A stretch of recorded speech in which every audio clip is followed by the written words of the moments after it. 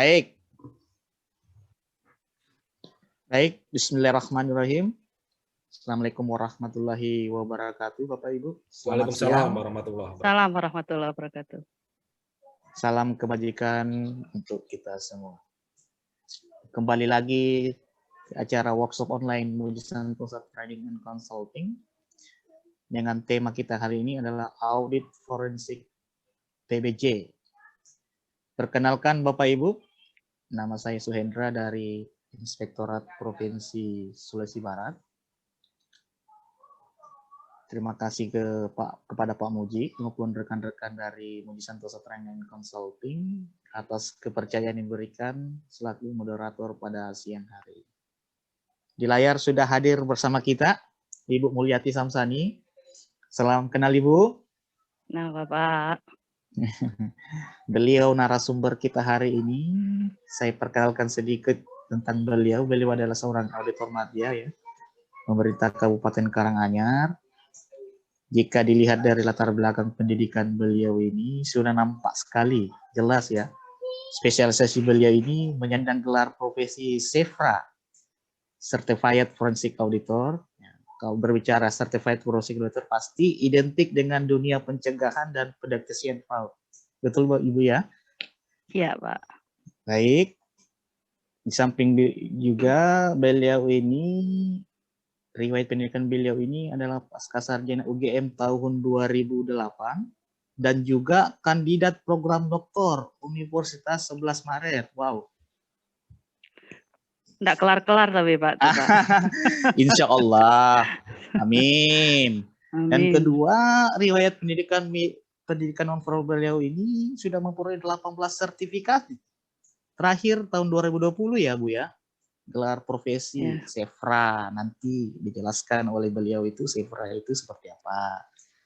Kemudian riwayat pekerjaan beliau terakhir sebagai project manager PTGI ya Bu ya. P3I. Ya. Iya, betul. Nah, ini yang keren nih. Pengalaman mengajar pengadaan barang dan jasa. Total keseluruhan itu 4.000 ya, kurang lebih 4.000 jam pelatihan. Wah, ini Bu. Kalau di dunia kepilotan ini Ibu sudah pilot senior nih.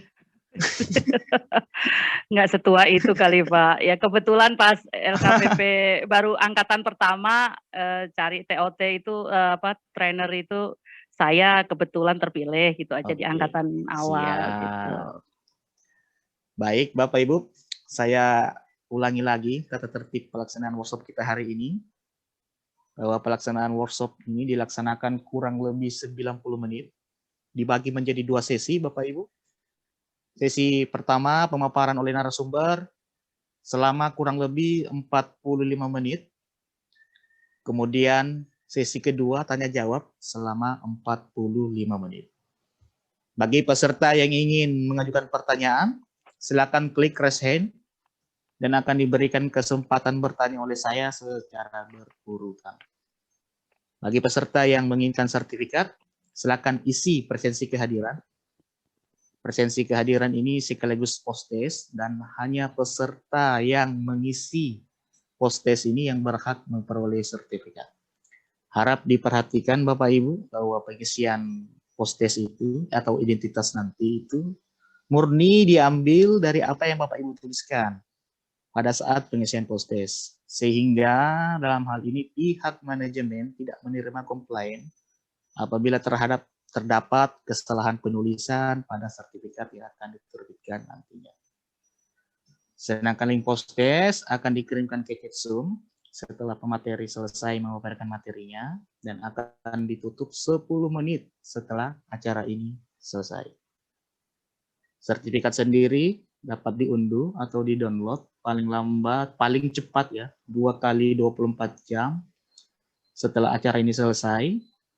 Link akan dibagikan ke WA Group, sedangkan link video dapat disaksikan kembali melalui YouTube MS Training Consulting. Jangan lupa Bapak Ibu subscribe, like, comment, and share. Baik, sebelum kita mulai, kita berdoa sesuai dengan agama dan kepercayaan kita masing-masing. agar apa yang kita laksanakan hari ini bisa bernilai ibadah dan tentunya bermanfaat bagi kita semua. Berdoa dipersilakan.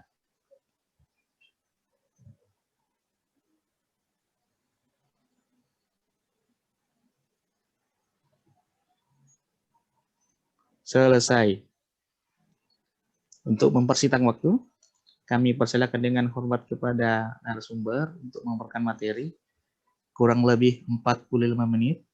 Waktu dan tempat kami persilakan dengan hormat. Silakan Ibu. Baik, bismillahirrahmanirrahim. Assalamualaikum warahmatullahi wabarakatuh.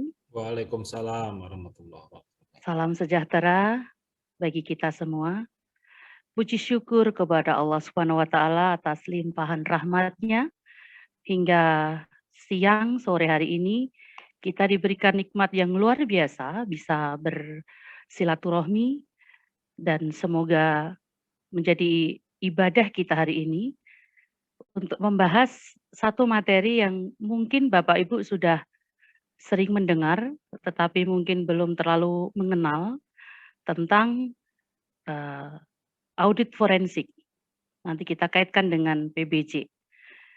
Selamat bergabung sahabat-sahabat dari APIP yang sepertinya bisa menjadi satu forum komunikasi ya, karena forum komunikasi APIP itu hanya di beberapa yang aktif saja. Semoga ini menjadi cikal bakal dari sebuah forum yang bisa menjadikan dunia APIP di Indonesia ini semakin maju. Sedih rasanya kalau ada isu-isu bahwa, Bu, kami dilemahkan di daerah kami. Bu, kami hanyalah tempat buangan.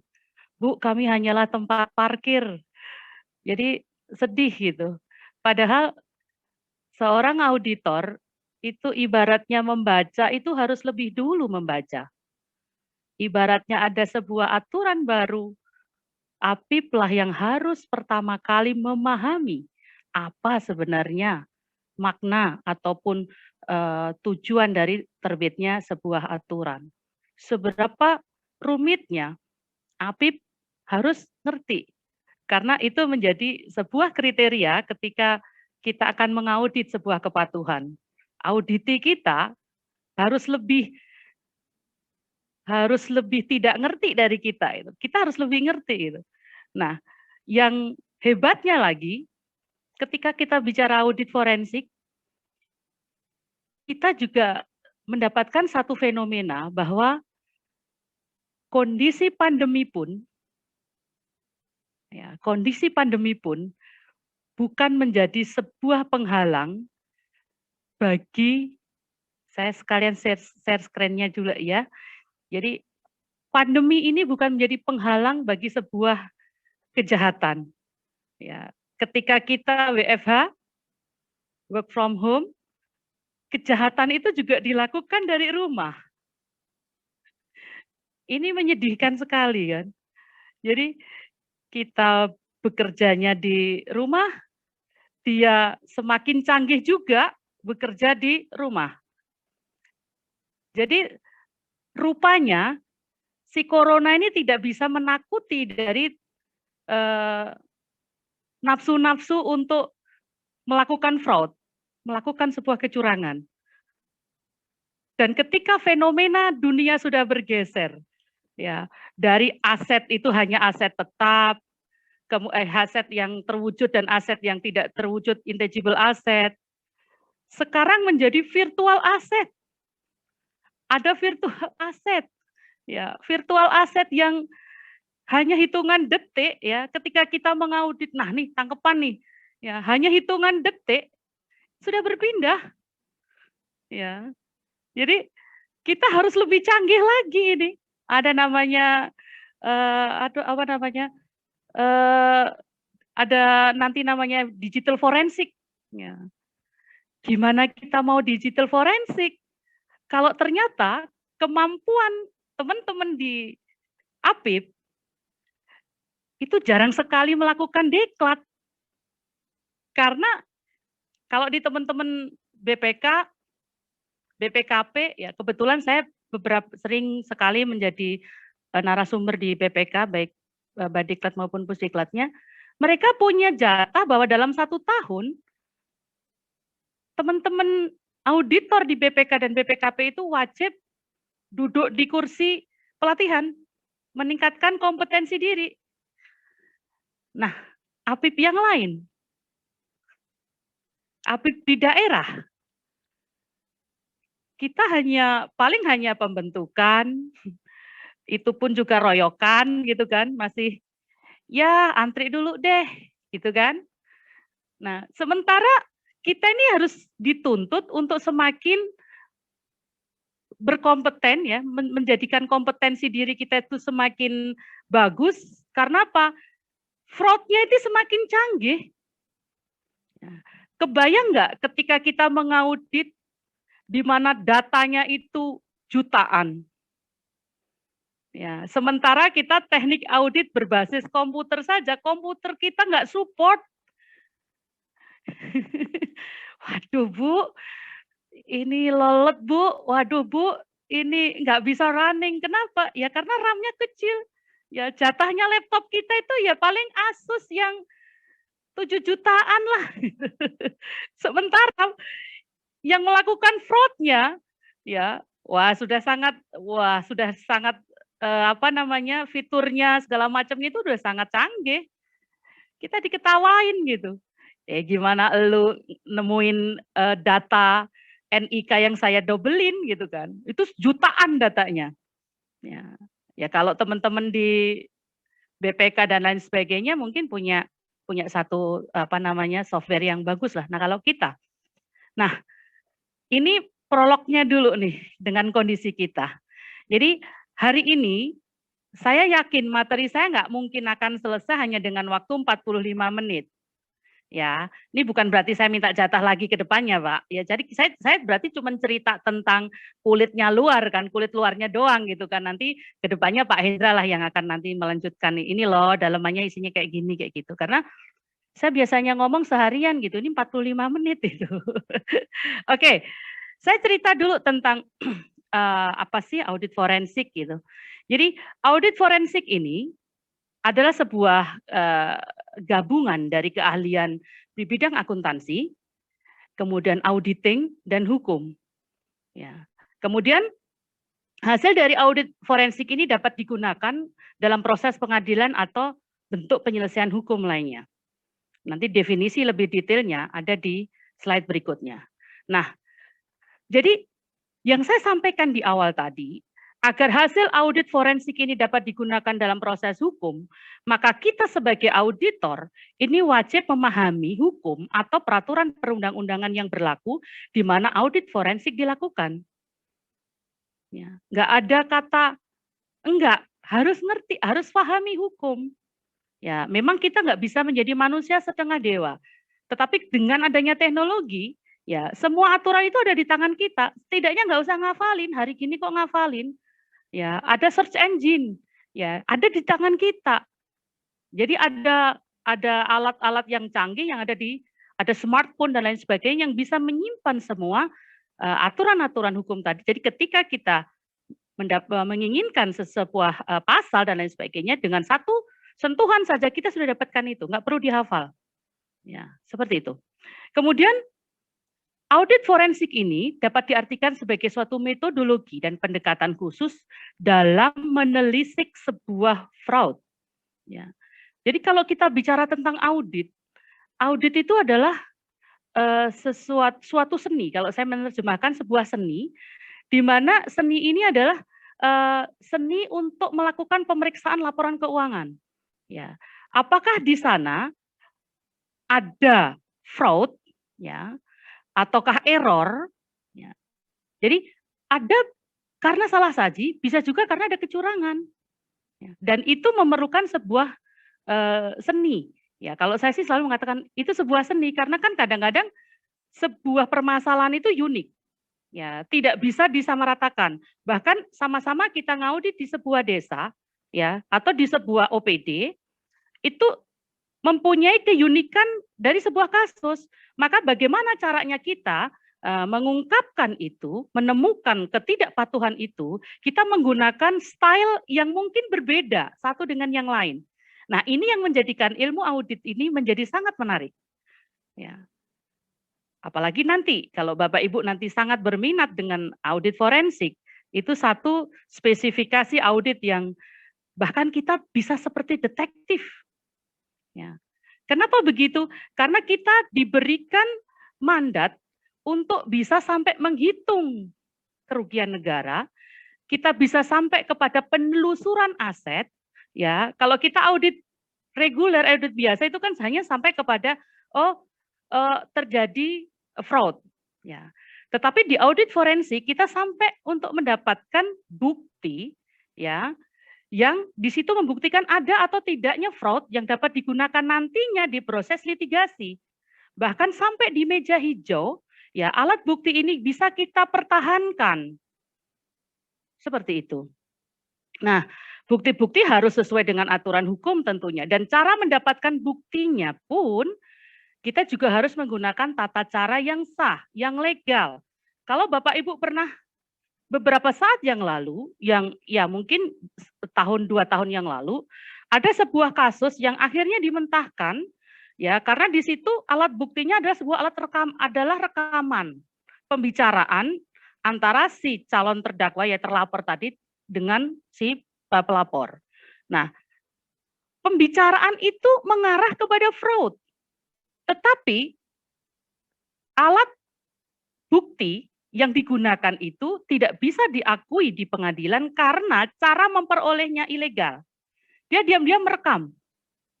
Nah, ini yang akan dipelajari nantinya bagaimana caranya sih mendapatkan alat bukti yang legal di dalam sebuah penanganan kasus. Nah, kemudian fakta-fakta yang berkaitan dengan fraud yang akan diungkap dalam laporan hasil audit forensik harus dapat diuji dengan bukti-bukti yang diperoleh selama audit forensik berlangsung. Jadi alat bukti itu memang benar harus bisa diuji. Kalau kemudian kita mendapatkan sebuah kendala di lapangan, kendalanya apa? Untuk menghitung sebuah alat yang kita tidak tahu teknologinya. Misalnya, bagaimana kinerja sebuah radar di lautan, ya, bahwa ini terjadi fraud atau tidak. Kita kan bukan manusia setengah dewa yang harus ngerti ilmunya tentang radar. Kita juga nggak harus ngerti tentang mungkin kita harus menghitung gedung, ya. Auditor pun juga mungkin tidak semuanya bisa menghitung karena kan mungkin dia basicnya bukan sarjana teknik. Ya, terus bagaimana? Saya kan nggak bisa, Bu. Tidak apa-apa. Kita bisa meminta ahli yang memang ahli di bidangnya untuk membantu pengambilan keputusan kita. Ya, ini sebenarnya bisa semacam melempar resiko dan kepada ahlinya. Ya, kita tahu bahwa kalau kita ini nggak ngerti, kemudian kita coba-coba menjawab hal-hal yang memang bukan keahlian kita, ya bakalan hancur nih dunia nih. Jadi bagaimana? Apakah bisa meminta tolong? Boleh. Ya, kalau kita diminta penyidik untuk membuat atau mengaudit forensik sebuah kasus, ada satu permasalahan yang ternyata itu kita tidak menguasai, misalnya tadi yang saya sampaikan, maka kita akan meminta kepada penyidik untuk minta tolong kepada ahlinya di bidang tersebut untuk membantu menghitungkan. Baru setelah ada perhitungannya, kitalah yang mengambil keputusan. Seperti itu. Jadi tidak usah takut bahwa kita harus menguasai semua hal. Tidak. Ya. Oke. Kemudian ini, Bapak Ibu, ya, audit forensik itu kalau auditornya kan namanya auditor forensik ya. Apa sih yang harus dimiliki oleh seorang auditor forensik? Ternyata ada 27 unit kompetensi yang harus dipahami, dikuasai oleh seorang auditor forensik. Ya, dimulai dari mengidentifikasi, mendeteksi sebuah kecurangan. Ini ada 6 unit kompetensinya. Ya, kemudian yang kedua ada kemampuan melaksanakan audit forensik. Ya, melaksanakan auditnya sendiri. Yang ketiga adalah kemampuan memberikan pernyataan secara lisan. Jadi memberi keterangan ahli pada penyidik dan di sidang pengadilan tipikor. Ya, seperti Pak Hendra yang sudah Sevra-nya sudah sejak 2018. Sebenarnya beliau misalnya sebenarnya kalau beliau berkenan ya menjadi pemberi keterangan ahli yang diminta oleh LKPP itu udah nggak usah pakai tes deh, karena beliau sudah kompeten sekali gitu.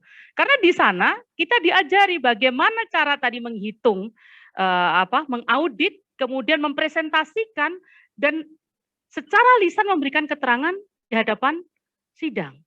Ya ditanya penyidiknya, ditanya hakimnya, ya ditanya pembelanya, seperti itu, dan kita harus bisa menjawab sesuai dengan apa yang kita temukan di lapangan. Kadang kalau cuma sekedar auditor mungkin tidak harus mempunyai skill untuk bisa menyatakan secara lisan. Ya, kalau hanya sekedar auditor, maksudnya nggak di auditor forensik, maka dia tidak harus menyampaikan secara lisan.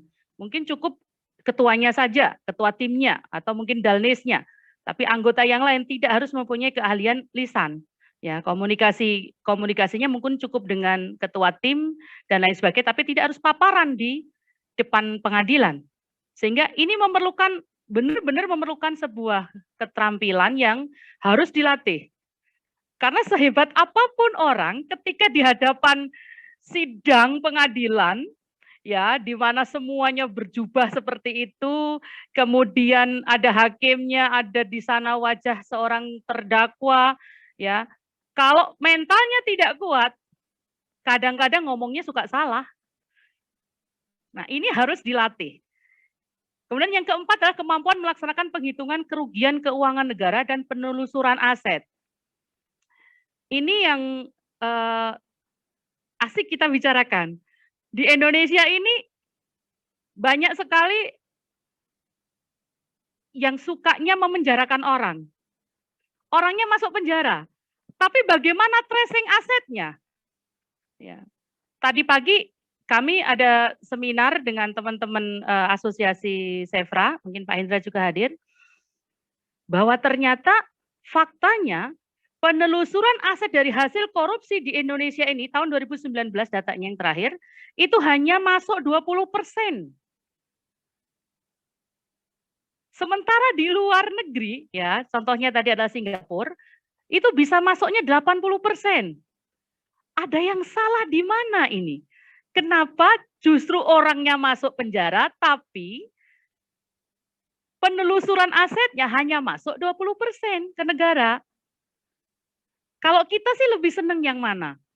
Yang penting asetnya masuk aja ke negara dulu, orangnya mah di penjara mah gampang nanti.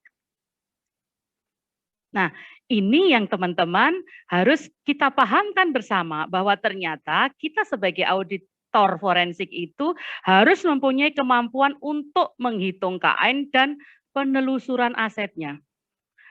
Terhadap penelusuran aset ini sangat menarik sekali. Ya. Di Indonesia biasanya penyelidikan baru kemudian penelusuran aset. Ya. Banyak sekali koruptor-koruptor di Indonesia ini belum sadar diri bahwa semua perilakunya itu bisa di-tracing. Ya, dengan digital forensik, ya orang itu bisa ditelusur asetnya dia ini dari mana asalnya duitnya.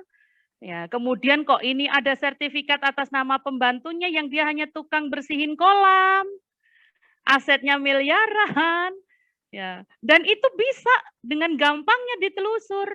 Ya, dia bersahabat dengan siapa saja di Facebook, dia komen dengan janda yang mana ini yang cantik, kelihatan Pak Muklis.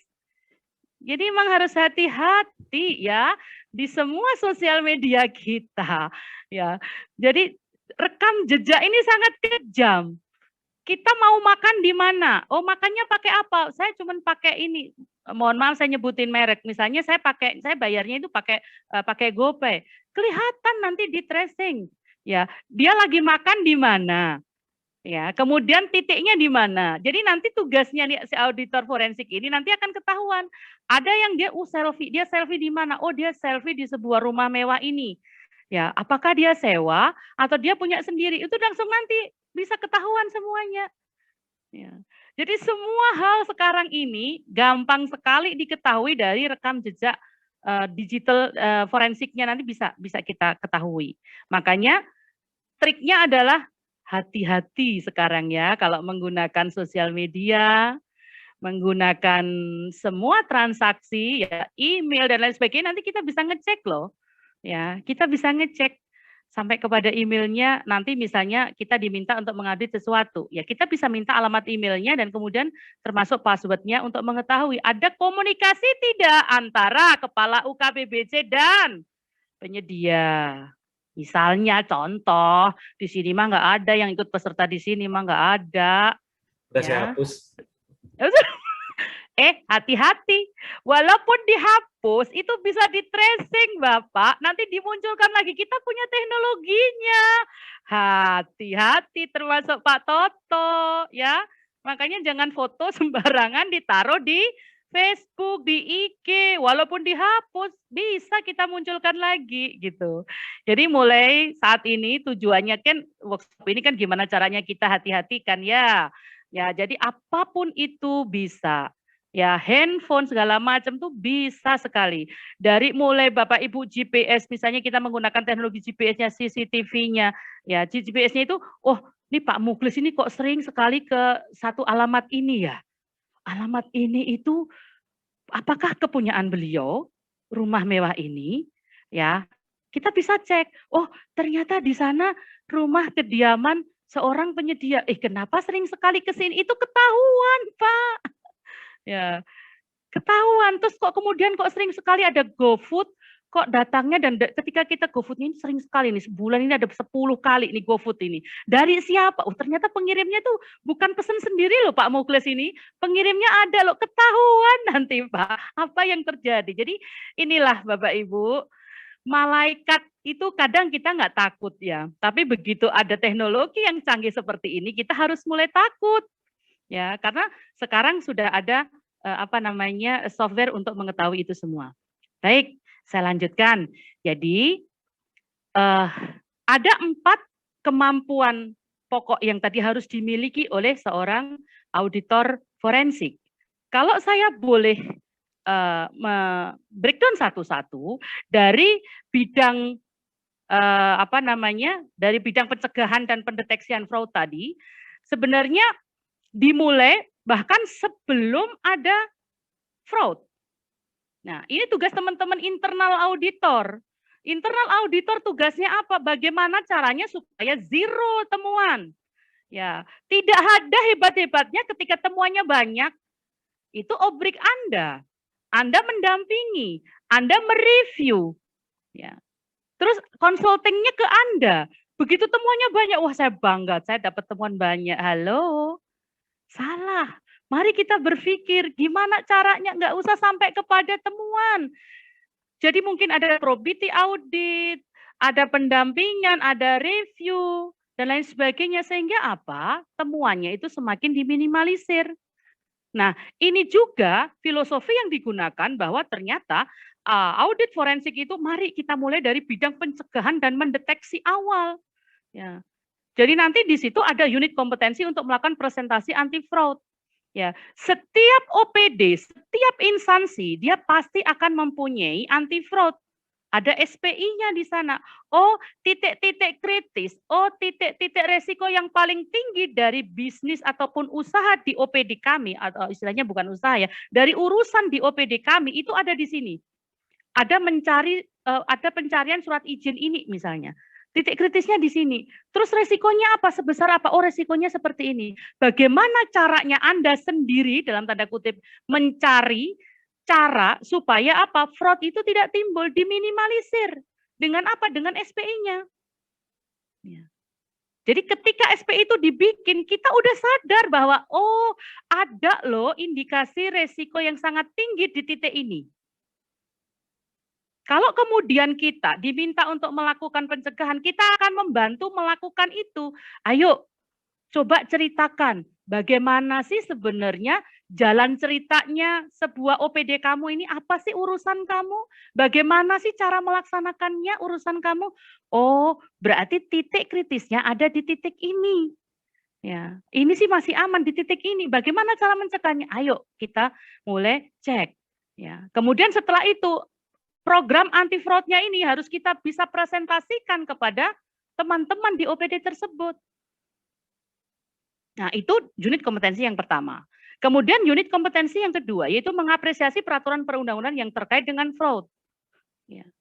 Setiap OPD pasti punya payung hukum. Dinas Pendidikan, aturannya banyak permennya. Dinas Perindustrian, ada banyak sekali juga aturannya. Kemudian di bidang yang lain, kesehatan dan lain sebagainya, di Permenkesnya dan sebagainya, aturan itu mari kita pelajari bersama. Ya, kemudian unit kompetensi yang ketiga adalah mengapresiasi standar profesi yang terkait dengan anti fraud. Kemudian yang keempat adalah mengevaluasi sistem pengendalian internalnya, SPI-nya ya. Jadi ketika SPI itu sudah, kemudian kita juga harus membantu mengevaluasi, oh SPI kamu ternyata masih longgar di sini. Masih longgarnya di ini nih, bolong nih di sini nih. Ini banyak orang bisa ngebocorin di sini nih. Nah, itu kita evaluasi, kita presentasikan.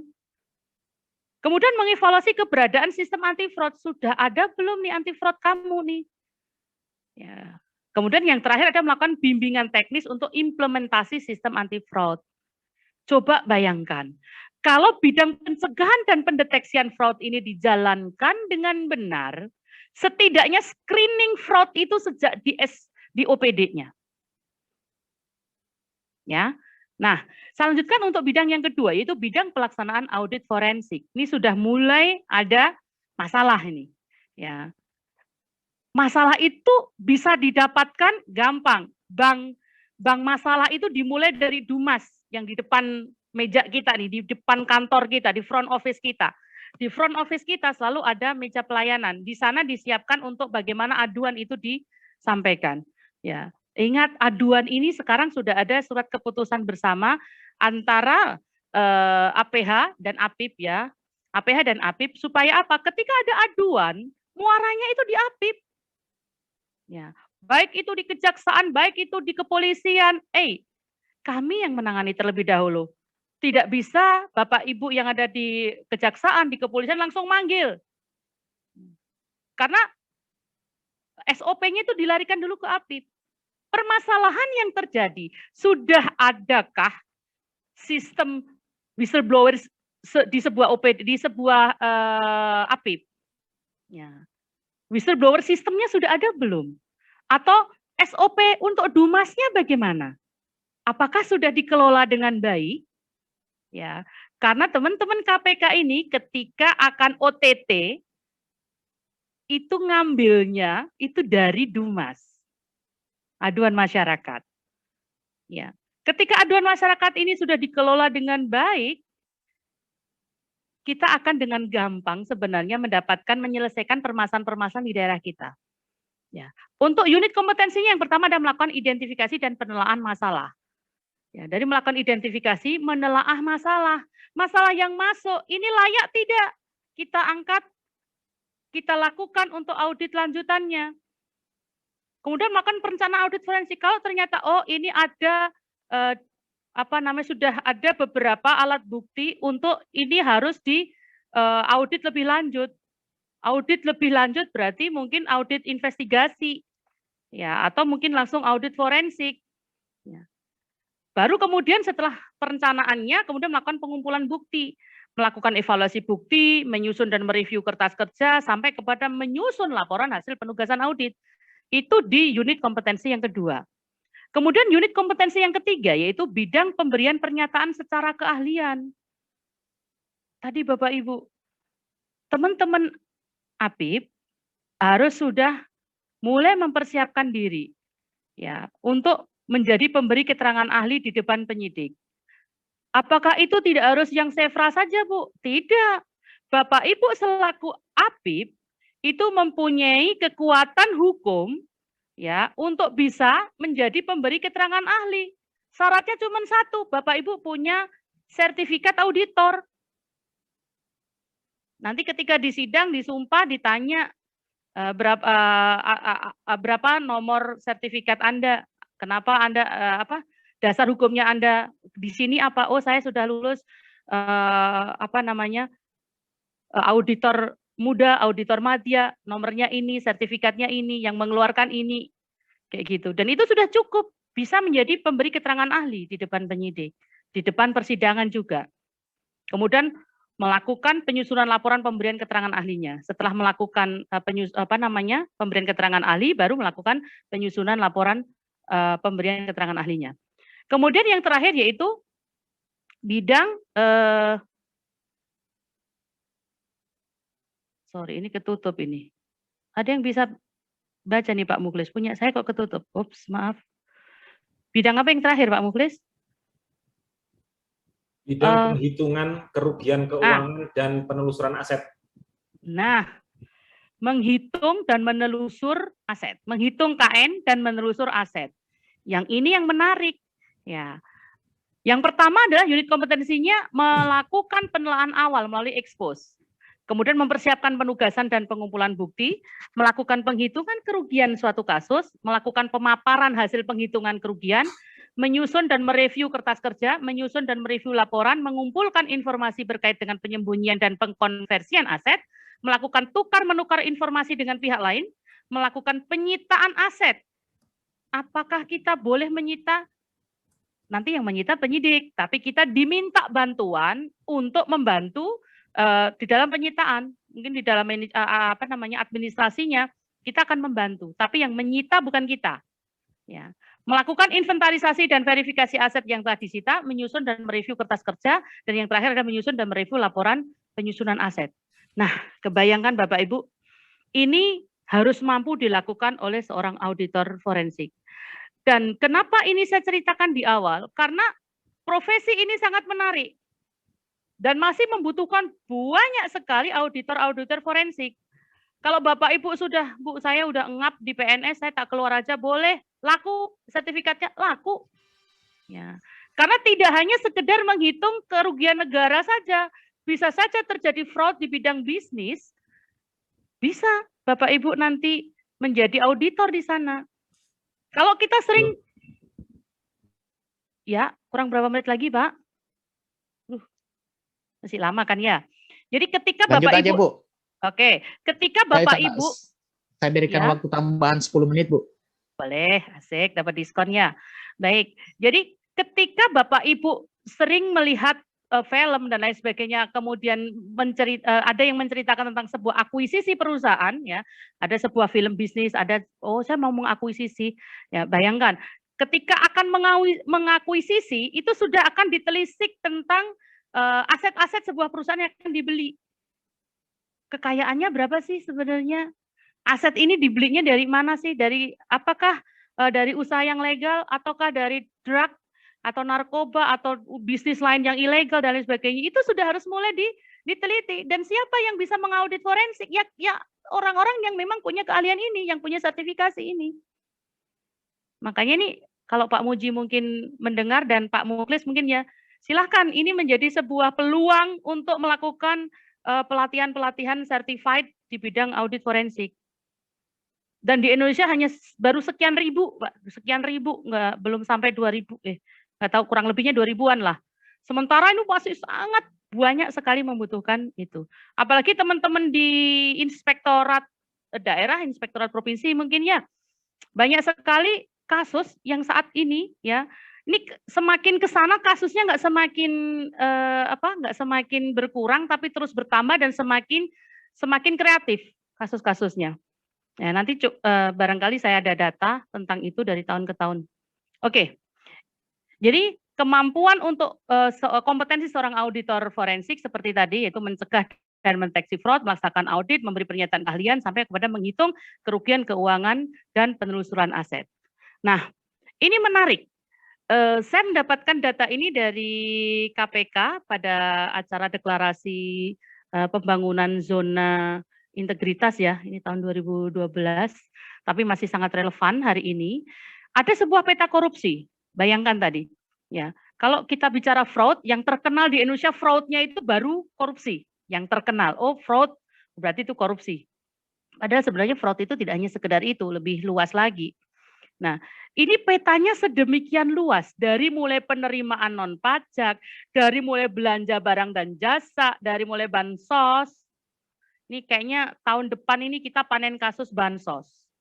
Ya, untuk teman-teman mohon dipersiapkan.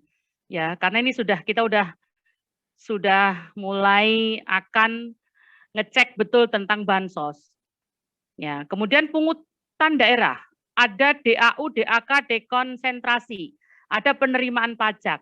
Ya, kalau kita bicara tentang tema hari ini, mungkin kita hanya membahas tentang belanja barang dan jasa. Nah, di sana disebutkan hanya penyimpangan prosedur pengadaan. Apakah begitu? Saya selalu sedih ketika apa? Orang-orang ramai membicarakan bagaimana sebuah proses tender itu dilaksanakan. Wah, dia curang, oh dia begini, dia main begini. Ini baru tender. Halo, ramai nggak ketika kita membicarakan pelaksanaan? Ya, pemenangnya hebat. Tendernya benar sesuai dengan pengaturan. Tapi pelaksanaannya, ketika kita lepas, selesai sudah. Ya, yang terjadi apa? Banyak kasus ketika gedung belum apa-apa sudah ambruk duluan. Ya, talut belum apa-apa sudah ambrol. Ya, dan lain sebagainya. Banyak sekali yang kasus-kasus di Indonesia ini. Ada yang belum sudah ada adendumnya hampir sekian persen ini gimana perencanaannya? Ya, jadi ketika di pelaksanaannya amburadul, ya di proses pemilihannya benar, saya lebih kepada proses pemilihannya tidak terlalu benar tapi pelaksanaannya benar. Walaupun yang paling ideal semuanya harus benar. Ya, maksudnya nggak benar itu ya nggak benar-benar amat, tapi kalau salah sama sekali ya jangan, ada fraud di sana, ada kecurangan di sana ya jangan. Ya, di sini diidentifikasi hanya penyimpangan prosedur dan prosedur pengadaan. Ya, bahkan tadi pagi Pak Mardiasmo mengatakan, beliau menyampaikan bahwa belum di tender saja calon pengantinnya sudah dapat. Itu gimana ceritanya? Kalau teman-teman UKPBJ yang masuk di sini, saya yakin tidak mempunyai mentalitas seperti itu. Saya yakin orang yang mau belajar di ruangan ini, ya pasti mempunyai mentalitas yang apa? Integritasnya betul-betul dijaga. Untuk apa hanya mendapatkan ceperan, hanya mendapatkan saweran ketika keberkahan di rumah kita dipertaruhkan? Ya. Untuk apa kita naik mobil Fortuner kalau kemudian anak kita sakit-sakitan? Integritas itu yang menjadikan kita selamat. Jadi kalau masih ada yang bermain-main, ya kita doakanlah. Semoga teman-teman di UKPBJ semuanya mempunyai integritas yang baik.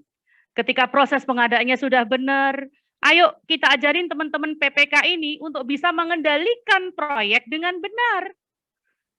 Jangan galakan si penyedianya daripada si PPK. PPK-nya habis tanda tangan hilang. Karena apa? Lah saya tugasnya cuma tanda tangan, Bu. Penyedianya galakan dia. Ya karena dia udah dapat ijon tadi yang disampaikan Pak Mardiasmo. Tapi tidak di ruangan ini, tidak di room ini ya. Di luar yang nggak mau belajar aja nih yang orang-orang kayak gitu. Ya, jadi ini asik nanti kita bahas tentang penyimpangan prosedur peta korupsi di belanja barang dan jasa. Ya, apakah e-katalog pun bisa dimainin?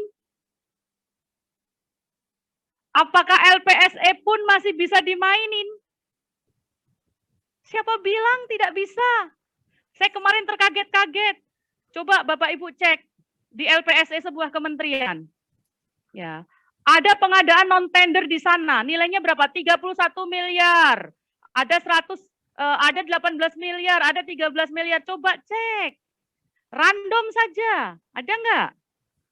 Ya, kenapa bisa begitu? Ini orang-orang ini belum ngerti kalau nanti jejak digitalnya di tracing kena.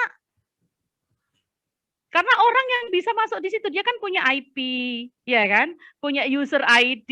Mau megang gampang sebenarnya. Masalahnya tukang megangnya belum ngerti. Gimana nih cara megangnya?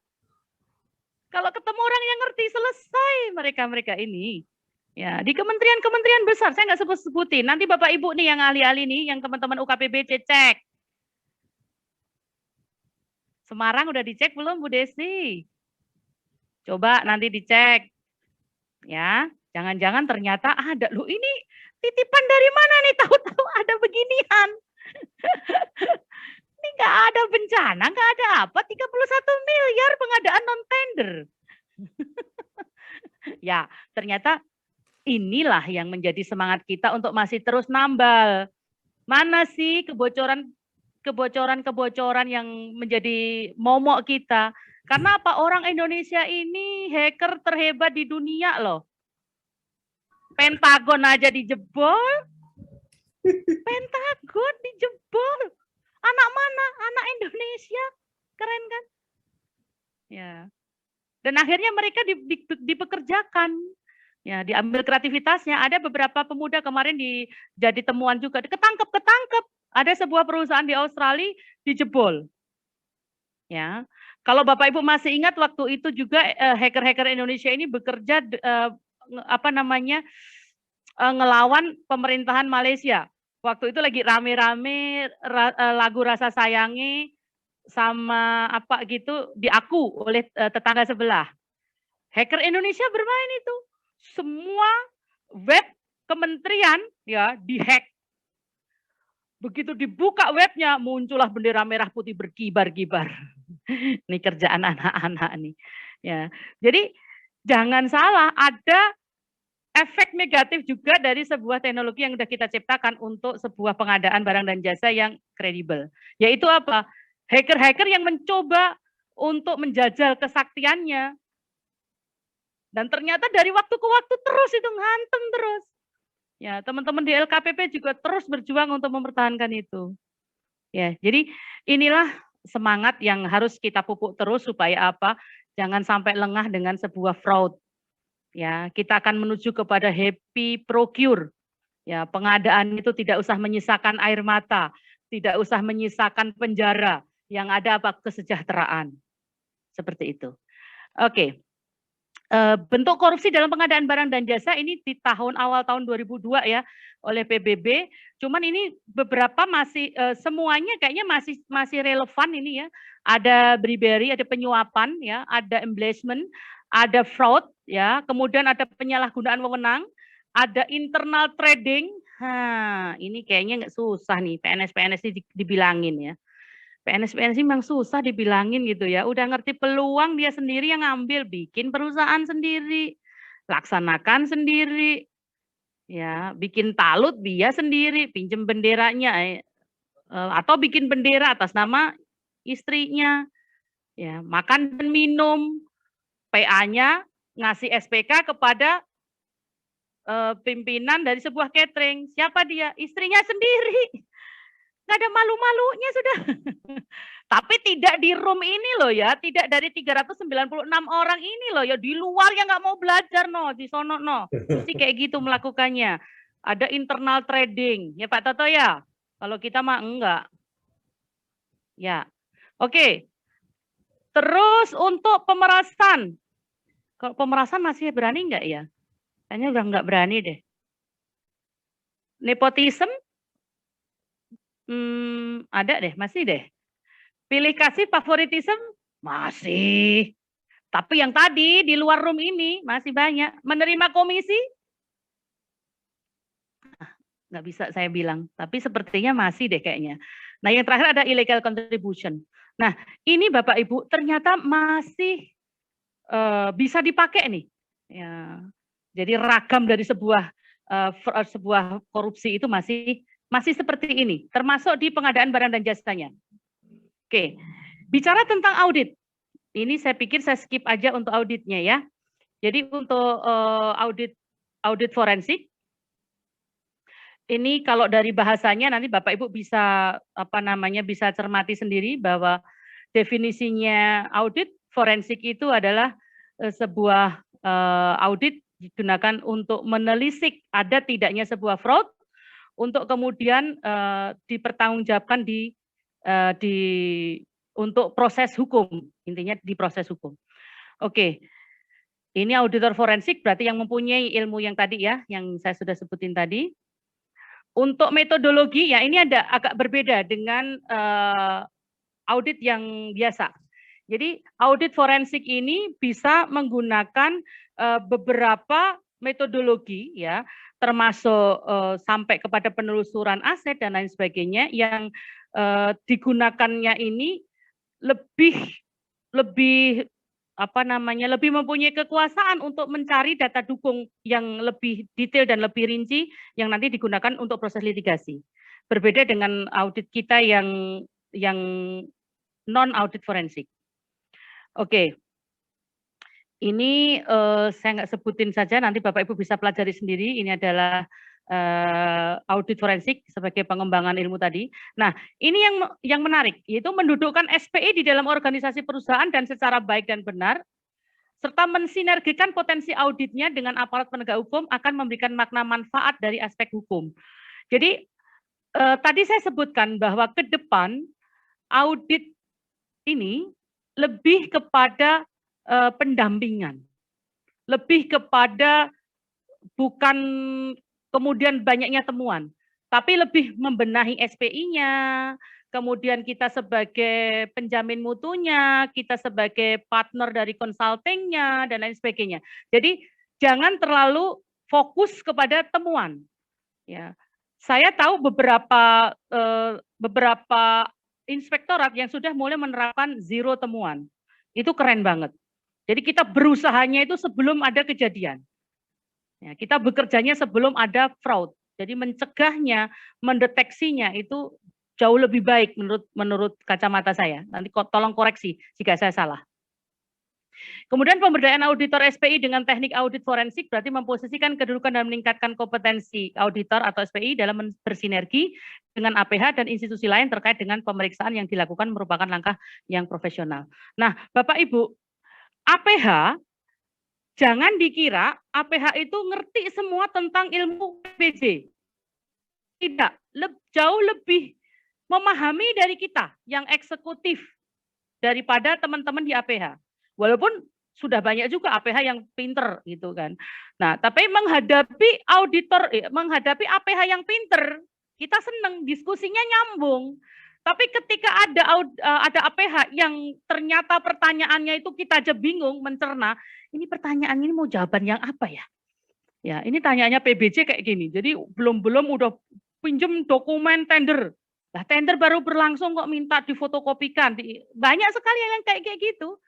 Nah, teman-teman UKPBJ mohon memberikan edukasi tapi yang santun. Ya, kadang-kadang teman-teman egonya sangat tinggi, teman-teman saya juga ya, teman-teman di kejaksaan, teman-teman di kepolisian, sampaikan saja, mohon maaf Bapak, prosesnya lagi tender. Tender itu proses memilih penyedia. Kalaupun terjadi kesalahan, ada masa sanggah, ada sanggah banding. Ya, jadi ketika itu salah sudah ada screeningnya Bapak. Oh tidak, ini sudah ada indikasi. Bapak, ada KN-nya tidak, tapi dengan cara yang santun, jangan Bapak, sudah ada KN-nya belum? Wah, nanti salah nanti, tapi komunikasi yang benar. Disampaikan saja bahwa memang belum ada kerugian negara. Ya, tunggu dulu Pak, hingga ada kerugian negaranya. Silakan nanti Bapak masuk. Kalau memang itu ada Dumas pun oleh APIP duluan. Ya, sebenarnya kalau kita bekerja sama dengan baik, nyaman-nyaman saja bekerja. Ya, kita lakukan sesuai dengan tusi kita, seperti itu. Nah, ini saya nggak bahas ini kita skip aja. Ya, ini juga nih. Nah, ini tindakan auditor forensik itu ada dua. Ada yang proaktif, ada yang reaktif. Yang proaktif yang bagaimana? Proaktif artinya audit forensik ini dapat digunakan untuk mendeteksi kemungkinan resiko terjadinya fraud atau kecurangan. Tadi sudah kita bahas banyak. Itu namanya proaktif, forensik yang proaktif. Nah, kalau kemudian auditor forensiknya itu ada di internal auditor, ini bisa menjadi tata cara yang baik untuk tadi mencegah bagaimana supaya tidak ada fraud di PBJ, utamanya di PBJ karena tema kita adalah PBJ. Ya, jadi tidak ada salahnya atau bahkan menjadi sebuah kewajiban bagi seorang APIP untuk bisa langsung masuk, ya tentunya dengan surat tugas tentunya ya, di dalam proses-proses ini. Memitigasi resiko sejak awal. Sejak awal PBJ, ini kenapa? Ini kenapa sirupnya belum tayang? Kenapa seperti ini? Kenapa kok ini jadwalnya kok terlambat ini? Harusnya segera ini, PPK-nya mana? Ya, kalau kemudian Ada permasalahan, permasalahan itu jangan sampai di tuntutan hukum. Teman-teman di LKPP sudah memberikan beberapa opsi, ada namanya clearing house, betul ya? Ada clearing house. Clearing house itu, ayo bersih-bersih sebelum ada kejadian. Oh, posisinya yang kotor mana? Yang di sini. Ayo kumpul-kumpul. Ya, UKBBJ, ayo sini ngumpul dengan APIP. Mana yang bermasalah mana nih? Penyedianya mana nih? Penyedia sini. Kamu kenapa? Udah uang muka nggak segera bekerja? Ya, ini sudah terlambat. Ini terlambatnya berapa? Jangan mendekati 10%. Itu udah kontrak kritis. Ya, hati-hati. Ya, ini sudah berapa? Oh, sudah sekian persen. Ayo, jangan sampai ayo ditekan. Nah, permasalahannya pas selesaikan. Clearing house bisa di UKBBJ, bisa juga di APIP. Anggarkan, minta anggaran. Kemudian yang reaktif. Ya, kalau yang proaktif ini, kalau yang eksternal auditor atau misalnya BPK, yang ini mungkin tidak terlalu efektif kalau kita di Pemda nih, Pemda Provinsi Kabupaten. Jadi lebih bagusnya dilaksanakan oleh internal auditor untuk yang proaktif ini. Ada juga yang tadi yang reaktif, artinya audit forensik dilakukan setelah ada indikasi atau dugaan. Ini sudah ada kejadian. Kalau bisa jangan sampai. Ya, jangan sampai kita sudah ada kejadian baru kita turun. Ya, kalau bisa gimana caranya kita proaktif? Permasalahan klisenya adalah SDM di APIP ini selalu kurang. Betul. Betul. Sudah kurang, nggak mau belajar tentang PBJ. Nggak mau lulus sertifikasi dasar. Harusnya apa? Kompetensi dasarnya adalah lulus sertifikasi dasar. Probity audit tidak bisa dilakukan oleh auditor yang tidak lulus PBJ loh. Auditor sertifikasi dasar PBJ loh. Ya, mari teman-teman, ya harus lulus dulu PBJ dasarnya supaya apa? Ketika kita bicara dengan teman-teman auditan, ya, kita mempunyai pemahaman yang sama. Jadi enak diskusinya. Begitu. Kemudian untuk audit forensik ini akan menghasilkan red flag atau sinyal atas dugaan adanya kolusi, korupsi, dan nepotisme atau penyimpangan berdampak hukum atau adanya perbuatan melawan hukum. Nah, jadi tadi Bapak Ibu pemberdayaan SPI sebenarnya kata kuncinya di sana. Ayo kita bekerja sama dengan SPI di masing-masing OPD. Oke, kayaknya sudah habis ya Pak waktu saya ya. Padahal lagi asik banget loh. Iya, Bu. Halo. Iya, Waktu gimana nih Pak Hendra? Atau kita lanjut di diskusi aja deh ya. Kayaknya banyak sekali Ya, pertanyaan. siap. Oke. Baik. Sok, silahkan. Mungkin sementara itu dulu kita lanjutkan dengan diskusi. Silahkan. Dipandu Baik. Pak Hendra. Silahkan Bapak. Terima kasih Bu Mu atas materinya, sangat mencerahkan nih. Saya sampai reuni kembali materi-materi ini. Baik, sudah ada dua penanya melalui raise hand, sedangkan ada empat penanya melalui kolom chat. Kita fokuskan dulu ke raise hand ya Bu. Oke. Kita persilakan ke Pak Masri untuk bergabung. Silakan Pak Masri. Jika mendengar suara saya, silakan bergabung. Baru mendengar tadi, mohon izin tadi sholat Pak. Oke, siap. Sholat tadi. Lanjut Jadi, Pak Masri, dari mana saya Pak? tertarik tadi ini. Saya dari Inspektorat Kabupaten Kota Waringin Timur, Provinsi Kalimantan Tengah Pak. Oke, siap. Oke. Yang saya tanyakan ini Bu, saya tertarik dengan aplikasi tadi Bu, untuk penelusuran email. Itu yang sebenarnya yang saya ingin cari, saya ingin mendapatkan apa aplikasinya itu. Itu yang sangat saya ingin dapatkan gitu. Nanti kalau teknis penelusurannya nanti biar saya pelajari sendiri. Saya ingin tahu aplikasinya apa gitu untuk menelusuri email. Bahkan kalau memang kita ada juga aplikasi yang melacak melacak GPS posisi seseorang yang sedang kita periksa, karena dalam pengumpulan waktu pada saat kita pengumpulan data pada saat pemeriksaan khusus itu. Mungkin itu saja Bu yang saya tanyakan berkaitan dengan aplikasi itu. Apa aplikasinya itu? Kalau bisa dibagi kepada kami Bu. Itu saja Bu. Makasih. Iya. Baik, langsung saya jawab atau gimana nih Pak Indra? Atau nambah Siap, lagi? Bu. Langsung aja, Bu. Atau langsung Satu-satu ya? supaya nggak lupa. Oke, Pak Masri. Memang aplikasi ini ada, cuman memang tidak setiap orang diperkenankan untuk melakukan penelusuran terhadap informasi pribadi bagi orang lain. Jadi gini, Bapak mempunyai kekuasaan untuk itu jika Bapak mendapatkan mandat. Ya, mendapatkan mandat. Jadi mandat itu lebih tidak di inspektoratnya sih Bapak, lebih kepada perintah pengadilan. Ya, jadi ketika Bapak menjadi auditor forensik atau mungkin diminta untuk mengaudit, untuk dimintain nanti kesaksiannya di depan ini, kayak gitu, itu pun tidak harus Pak Masri sendiri yang melakukan. Nanti bisa ahli IT yang melakukan. Jadi kalau saya sih begini Bapak, kita tidak harus mempunyai keahlian yang semua keahlian harus kita miliki. Sebenarnya ini cara kita untuk melempar resiko. Jadi risknya itu kita bagi, resikonya kita bagi. Ya, ketika ahli IT yang kita minta tolong dong penyidik, saya minta ini diteliti. Ya, dia sering sekali selfie, dia sering sekali ada di titik ini. Ya, koordinat ini. Padahal itu bukan alamat resminya, misalnya. Ya, karena untuk bisa mendapatkan itu memang harus mempunyai keahlian tertentu. Karena nanti di sidang, Pak, Bapak kan ditanya, Anda dapat ini dari mana? Oh, dari ini. Loh, Anda ahli apa? Ya, ketika Bapak adalah seorang APIP, ya, saya auditor madya di Waringin Timur tadi ya, Pak ya? Di Kalteng ya, Pak ya? Kota Waringin, mohon maaf, di Kota Waringin, Kabupaten Kota Waringin di Kalteng, saya dapatkan ini. Justru itu akan diragukan, karena apa? Ini bukan produk dari seorang yang mempunyai keahlian di bidang IT. Bisa dipahami ya Pak ya?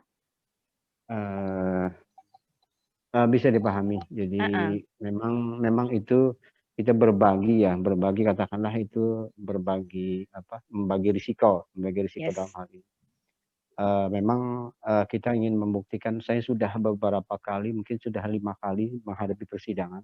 Jadi memang kalau memang pada saat persidangan itu bukan keahlian kita minta jangan dengan jawab. Hakim bahwa, jangan dijawab itu. Dan hakim memahami itu, hakim punya wewenang untuk menangguhkan persidangan itu, akan mengundang ke ahli yang sesuai dengan itu. Jadi memang pengalaman saya selama ini, apabila ada pelimpahan dari APH, segala macam data, saya tidak mencari sendiri. Saya minta pihak APH yang mencarinya, saya terima. Jadi saya tidak mau, kalau sudah ditangani APH, saya tidak mau tidak bisa mencari sendiri. Saya limpahkan, saya kembalikan dengan APH untuk mencari data-data yang kita perlukan. Jadi seperti itu, Bu. Jadi kita benar seperti Ibu tadi, untuk penelusuran itu bukan wewenang kita. Ada ahlinya tersendiri. Jadi sendiri karena berkaitan dengan privasi, karena memang sudah masuk wilayah ranah pribadi. APH. Jadi itu tidak bisa, kecuali kita memang ada izin pribadi. Tapi kalau izin pribadi kan tidak mungkin kalau kita langsung, karena memang saat posisinya pada saat sudah berlangsung pelimpahan dari APH, itu mau tidak suka kita segala macam kekurangan data kita kembalikan ke APH. Jadi seperti itu, Bu. Ya, keren Pak Masri. Oke, sepemahaman berarti ya Bapak ya. Oke, Bu. Baik, tetap semangat Pak di sidang ya Pak ya. Siap, Bu. Siap. Ya, Pak Indra, silakan dilanjut Pak Indra. Baik, siap. Pertanyaan yang cukup bagus dan dijawab secara lugas sama Ibu Mul, ya. Kita masuk ke penanya kedua. Silakan bergabung Bu Persilia Lucy. Halo Ibu Lucy. Ya, halo, selamat sore. Cek, bisa kedengaran? Oke, kedengaran Bu. Kedengaran silakan, dan Bu. kelihatan cantik Bu Lucy. Terima kasih Bu Mulyati. Silakan. Pastinya Bu, tapi karena gangguan di sini hujan deras, jadi ada yang kurang-kurang kedengaran. Ibu instansi di mana Ibu? Dari mana Bu? Dari Kabupaten Minahasa Tenggara Bu. Dari pemilihan umum dan penataan keuangan. Tadi sempat disampaikan tentang bagaimana kalau seorang auditor itu jika dia tidak punya keahlian atau latar belakang keahlian PBJ itu tidak bisa gitu ya untuk menjadi auditor. Itu bagaimana Bu kalau misalnya di daerah tidak ada sudah jadi auditor, kan di sini kita juga banyak auditor ya di inspektorat misalnya begitu, auditornya banyak tapi kebanyakan bukan tidak memiliki latar belakang keahlian sertifikat PBJ. Terus yang pertanyaan yang kedua, auditor forensik apakah di setiap Pemkab itu perlu diadakan? Karena setahu kami di daerah kami mungkin belum atau masih kami belum tahu mungkin ya Bu. Dan untuk kebanyakan ketika di dalam pemeriksaan reguler memang belum sampai di titik itu ya Bu. Mungkin audit forensik itu untuk pemeriksaan yang sudah lebih lanjut kali ya Bu ya. Kalau masih dalam tahap Pemkab atau masih dalam kapasitas pemeriksaan reguler dari inspektorat dan lain sebagainya, apakah sudah diperlukan auditor forensik? Mungkin itu aja pertanyaan dari kami, Ibu. Makasih. Oke, terima kasih Bu Lucy. Langsung aja Bu Mul. Oke, Pak Indra. Oke, pertanyaannya keren nih. 1, apakah APIP yang mengaudit pengadaan barang dan jasa itu wajib untuk lulus sertifikasi? Saya pernah mendapat pertanyaan ini dari sebuah pelatihan di BPK Jogja. Jadi, kalau saya boleh cerita, teman-teman di BPK itu, CPNS saja wajib sudah harus lulus PBJ. Karena ilmu dasar, kompetensi dasar, karena apa? Hampir 60% penganggaran kita ini kan berurusannya dengan pengadaan barang dan jasa.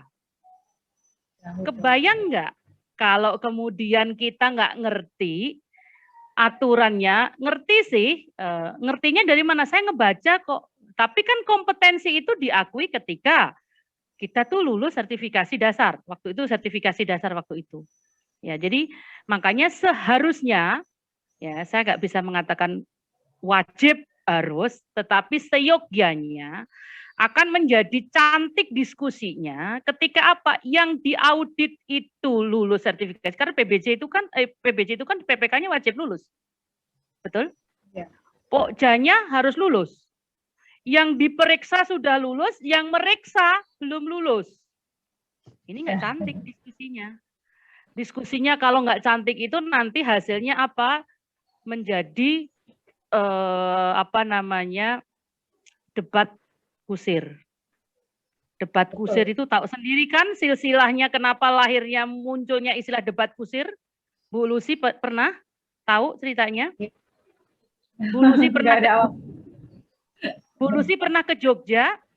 Pernah ke Jalan Malioboro? Ya. Ya, keluarga saya di sana, Bu. Oh, jadi ceritanya nih debat kusir itu karena apa? Ada kereta kuda yang di Jogja tuh banyak kan ya? Itu ada sopirnya, ya, ada kusir namanya, sopir kereta kuda itu namanya kusir. Kemudian ada seorang dokter yang naik, dia mau keliling tuh. Kebetulan kudanya itu, mohon maaf, buang angin, kentut, mohon maaf. Ini dokter yang ngerti ilmu nih, dokternya nih, lulus PBJ nih, enggak maksudnya dokter.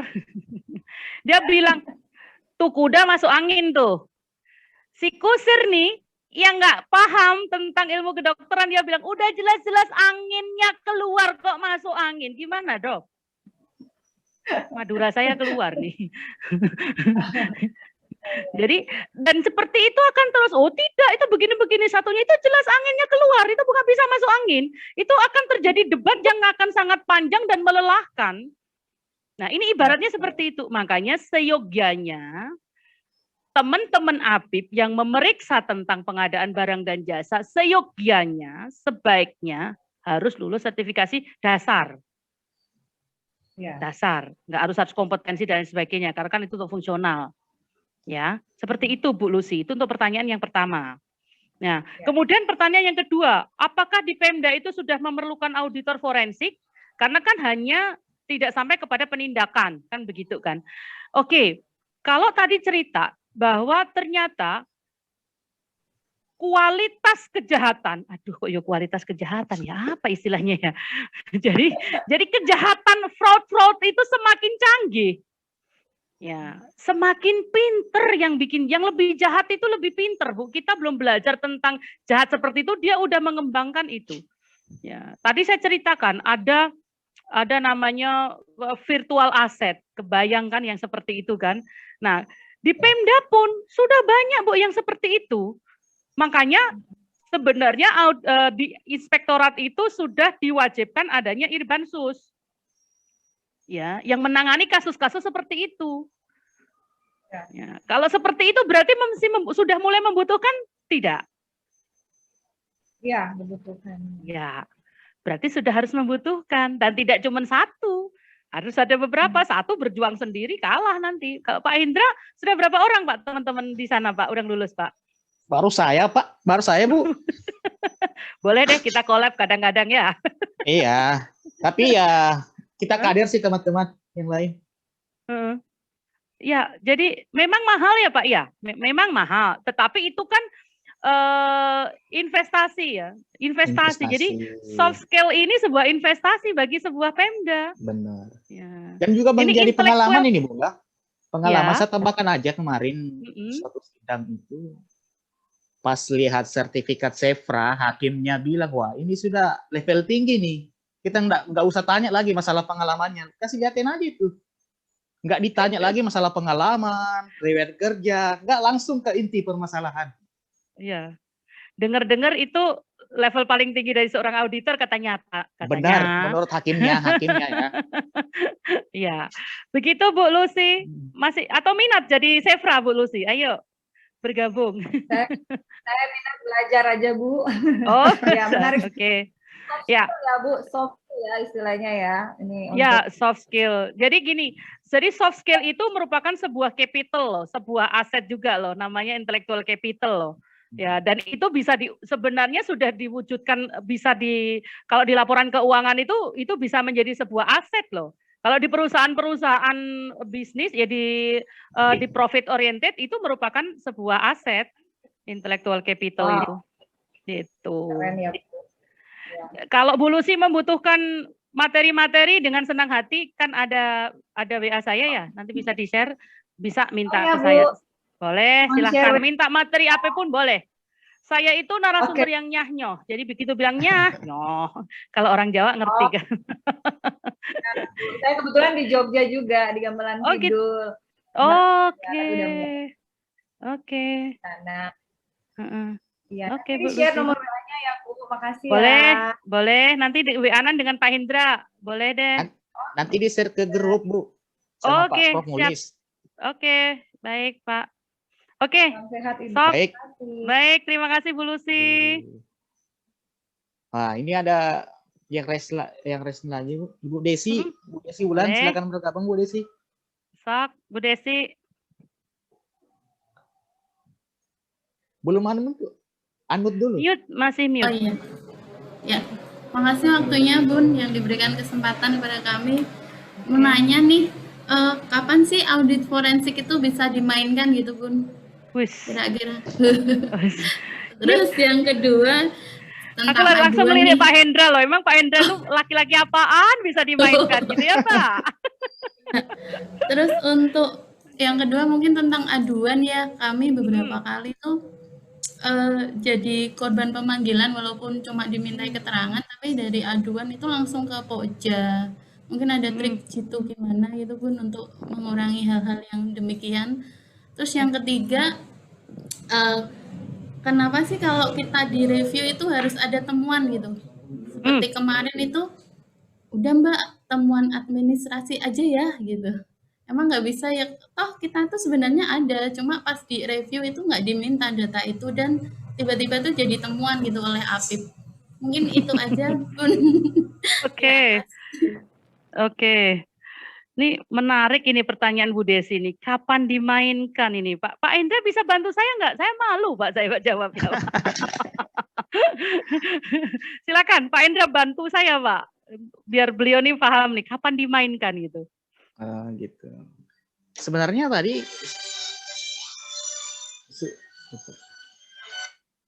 Ya, kalau sebenarnya audit forensik ini bukan hanya apa ya untuk pendeteksi untuk Mendeteksi. mendeteksi atau proses litigasi dalam perencanaan juga bisa dipakai juga. Dalam pencegahan dan pendeteksian fraud itu bisa dilakukan. Seperti pemaparan Ibu Mul tadi, bisa dilakukan pada tahap perencanaan. Mendampingi. Cuma yang sekarang kan lagi tren sekarang kan ada probability. Bisa melalui mekanisme probability. Atau yang lebih keren lagi melalui FCP, Fraud Control Plan. Jadi tidak selamanya yang berhubungan dengan tipikor itu forensik. Lebih jelasnya nanti silakan disimak baik-baik materi Ibu Mul. Yang kedua tadi apa, Bu? Lupa tadi saya. Ya, yang kedua saya deh, Pak. Tugas saya deh, Pak. Oke, siap. Bagaimana, kenapa sih sering dipanggil APH, padahal Ibu sebagai Pokja gitu ya.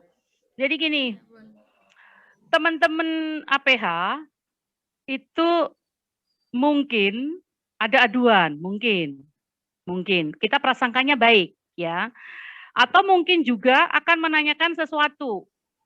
Nah, mohon dengan hormat, apapun itu komentar yang Ibu sampaikan kepada aparat penegak hukum, tolong itu Ibu harus didampingi oleh orang yang ngerti hukum. Ya, dan itu undangannya harus resmi, kemudian Ibu ada surat tugas untuk menyampaikan pendapat ya. Biasanya dipanggil itu dalam kerangka acara apa? Itu ada di sana. Dan jangan menjawab di luar itu. Sampaikan saja, mohon maaf kami hanya ditugaskan untuk menjawab pertanyaan yang ada di surat Bapak ini. Itu sudah harus dipersiapkan jawabannya di jauh hari sebelum datang ke ruangan. Ya, syaratnya cuma satu, jangan keringat dingin keluar. Begitu keringat dingin keluar, apalan hilang. Ya. Karena apa? Biaya masuk anginnya tinggi itu nanti. Gitu Bu Desi. Jadi boleh dan jangan takut untuk dipanggil. Karena apa? Kadang-kadang teman-teman ini kadang-kadang prosedurnya nggak melalui prosedur yang benar. Misalnya harusnya ketika meminta permasalahan itu bisa ke APIP, bisa kerjasama dengan APIP. Jadi APIP yang turun menanyakan masalah apa sih, kayak gitu. Kemudian nanti akan ada summary, yang nanti summary itu akan disampaikan kepada aparat penegak hukum oleh APIP. Pak Inspektornya yang tanggung jawab atas jawaban Ibu. Tapi kalau kemudian, Pokjanya juga dipanggil untuk dikonfrontir, misalnya ada permasalahan apa. Mohon dengan hormat, tadi ada surat resmi, pastikan Ibu ada surat resmi permohonan keterangan itu, kemudian oleh pimpinan Bu Desi, memberikan surat tugas untuk, itu sudah ada. Ruang lingkupnya Ibu untuk apa itu sudah harus Ibu pegang. Ya, begitu itu pegang, ada pertanyaan di luar, mohon maaf Bapak, saya tidak mempunyai kapasitas untuk menjawab ini. Karena kami ditugaskan pimpinan hanya menjawab ini. Seperti itu. Biasanya teman-teman menggunakan strategi yang menjatuhkan mentol dulu. Dan lain sebagainya. Ibu harus pandai untuk membaca. Dan itu sebuah keterampilan yang Ibu harus pelajari juga. Kadang-kadang kalau ente nggak ngaku, ente yang saya jadikan satu-satunya terdakwa atau terdakwa tunggal. Sukanya begitu. Tapi itu hanya gertak sambal. Ibu jawabnya harus benar. Gitu. Apalagi di persidangan. Wah, nanti kalau di persidangan kalau Ibu jualannya Lombok ditanya bawang merah, jangan dijawab. Kesaksiannya Ibu akan diragukan dan itu akan dibanting mungkin oleh penasihat hukumnya dia dan lain sebagainya. Mohon maaf Yang Mulia, saya tidak bisa menganggap ini seorang ahli karena semua bisa dijawab oleh dia. Dia tukang jualan Lombok atau jualan bawang merah, semuanya dia bisa jawab gitu.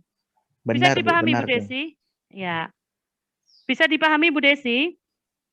Bu Desinya hilang nih. Atau dipanggil APH? Mana Bu Desi? Iya, masih Bun. Oke, terakhir. Apakah review harus ada temuan? Enggak lah. Enggak ada kewajiban auditor harus ada temuan. Auditor harus ada temuan uangnya. Enggak ada yang mewajibkan begitu. Kalau emang udah baik ya bilangin baik. Ya, di probity audit sudah sesuai, ya sudah sesuai. Nggak usah diada-adain, namun ada catatan. Oke, itu silahkan. Jadi jangan Ibu pun juga ketika ditanya ya namanya di review ya sebaiknya itu harus ada pengungkapan dari Ibu. Karena apa? Niatnya ngebantu Ibu. Seorang auditor itu niatnya ngebantu untuk apa? Mendeteksi awal. Ya, kalau ternyata ini nih nggak sesuai nih ininya, nomor rekeningnya yang kayak gini tuh nggak boleh. DED kok nggak masuk modal, bakalan disalahin itu. Lah nanti bisa reklas Bu. Halo, mending sekarang dibenerin. Ya. Jadi pertanyaan BPK tuh sekarang tuh ini banget. Ya, Anda DED nih 2 tahun, kenapa nih nggak ngebangun? Ya, sudah ada DED. Setahun ini nggak dibangun. Tahun berikutnya ada lagi 100 juta lagi. Untuk apa? Revisi perencanaan. Dibangun nggak tahun ini? Enggak. Waduh, sudah pemborosan itu sudah jadi temuan itu. Nah, sebaiknya yang seperti itu diungkapkan oleh auditi. Kalau auditi mengungkapkan, nanti akan dibantu oleh reviewer. Begini loh, nanti revisinya ketika sudah ada komentar dari reviewer. Oh, begini, tolong dibenahi sesuai dengan apa yang menjadi rekomendasi dari reviewer. Begitu, Bu Desi. Ya, oke. Oke. Bu. Terima kasih, Bun. Jelas Bu ya. Kita masuk ke penanya chat Zoom Bu, masih ada. Sebenarnya Oke. banyak sih Bu. Begitu. Cuma kita pila-pila aja nih karena waktu juga sudah semakin sempit. Oke. Ada lagi ternyata Bu. Mulai Oke. raise hand. Sok, Ibu Bu Nina, Nina ya. silakan bergabung Bu Nina. Penanya Oke. terakhir nih. Penanya Oke. terakhir. Silakan Bu Nina. Assalamualaikum Ibu. Waalaikumsalam. Aja yang mau ditanyain. Nah, gimana? Kami Ibu, dari Inspektorat Kabupaten Sumbawa ini. Gimana? oh Inspektorat, Bu. Sumbawa. Tahu mungkin Ibu dia boleh dari kenalan kebijakan dengan tidak wajah populer. biar saya kalau ke Sumbawa bisa lihat Oh, iya. Ibu. Sebentar, Dari sebentar. kebijakan tidak populer sampai Lupa Ya. lah, Bu. Sudah. Ya. Gini, Oke. Bu. Bu Dulu Nina ini ya. kira-kira Mm-mm. setahun yang lalu kami pernah dapat ya Mm-mm. ada pelimpahan kasus dari APH. Mm-mm. Ini sudah masuk, mereka minta kami mengaudit sampai menemukan kerugian daerah. Dan namanya kerugian itu daerah. audit investigasi. Oke. Ya, namanya audit investigasi. Ya, saya ingin tanyain apa bedanya audit investigasi dengan audit forensik. Oke. Bedanya di mana? Oke. Terus kemudian misalnya, ini satu lagi Bu ya, misalnya hasil dari audit kami, ternyata dalam proses ada perbaikan di PBJ-nya, ada mungkin fisiknya diperbaiki misalnya ini ya, bukan kasus ini belum pernah berandai-andai Bu ya. Ternyata dan itu menyebabkan kerugian daerah ini berubah menjadi berkurang, apa dibolehkan seperti itu? Oke, jadi sudah ada temuan, terus kemudian dia benerin temuan, terus kemudian dia nambah pekerjaan.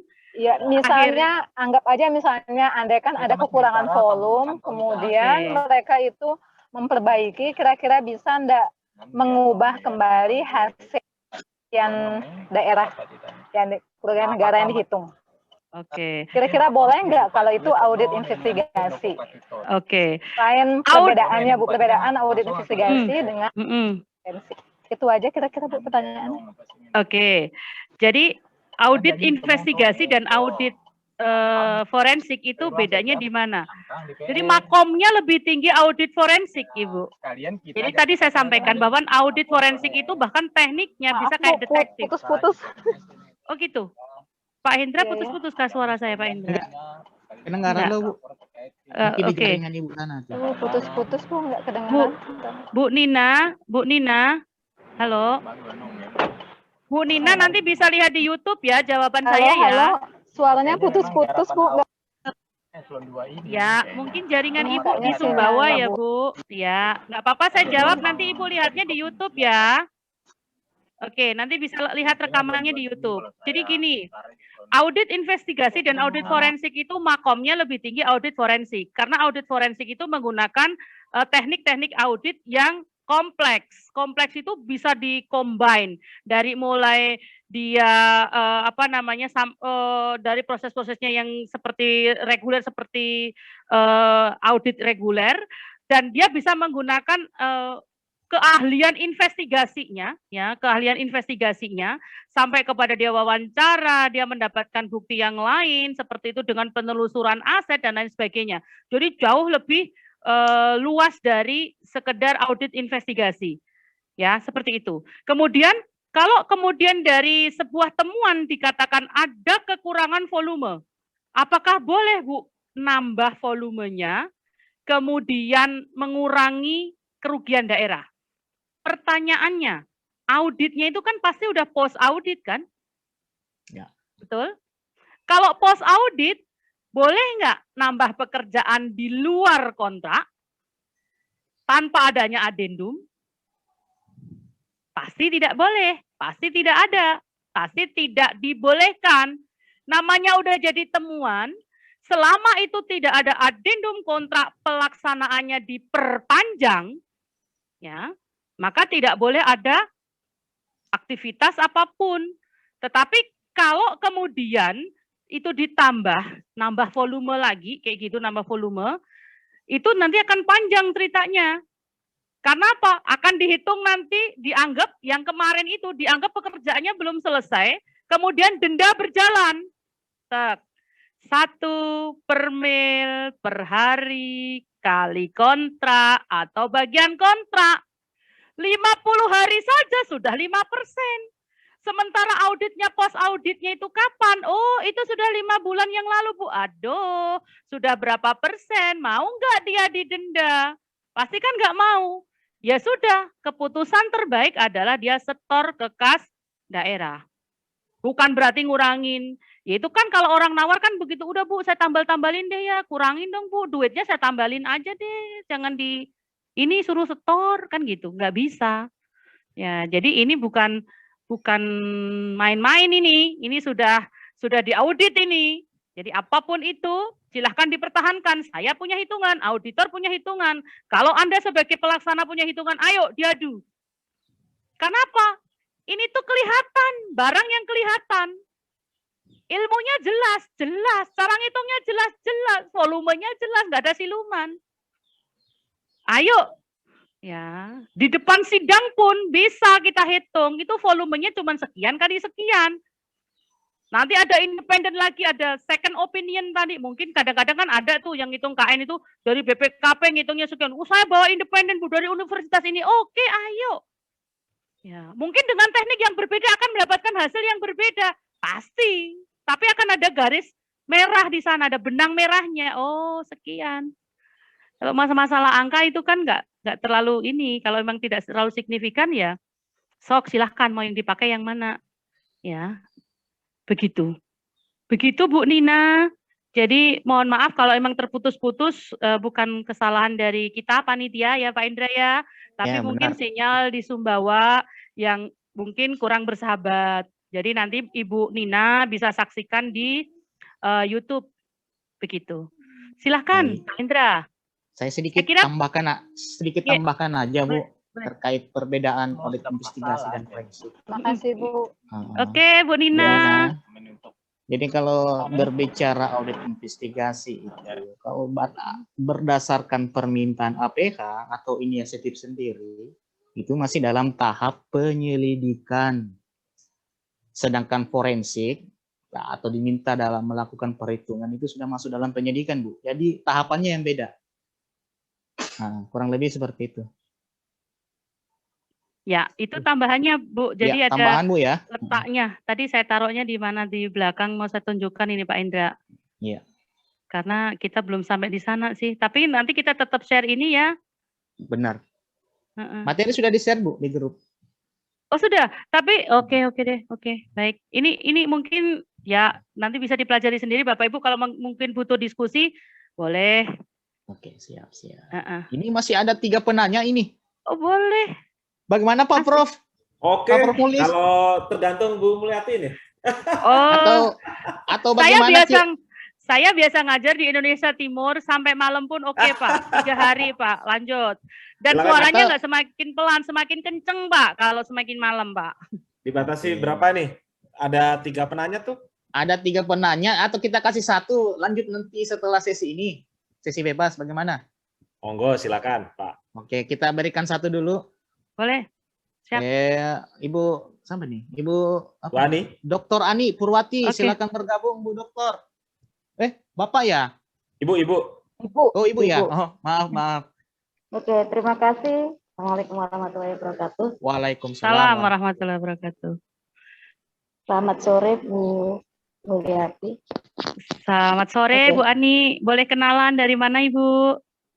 Saya dari praktisi Bu, jadi praktisi terkait dalam keterangan ahli sekaligus dari universitas Bu di Surabaya.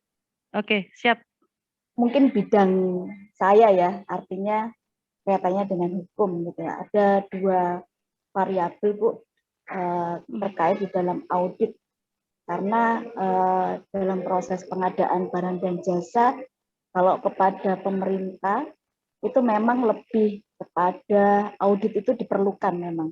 Tapi sewaktu saya dilakukan audit eksternal internal di BUMN Bu, itu memang agak slow ya.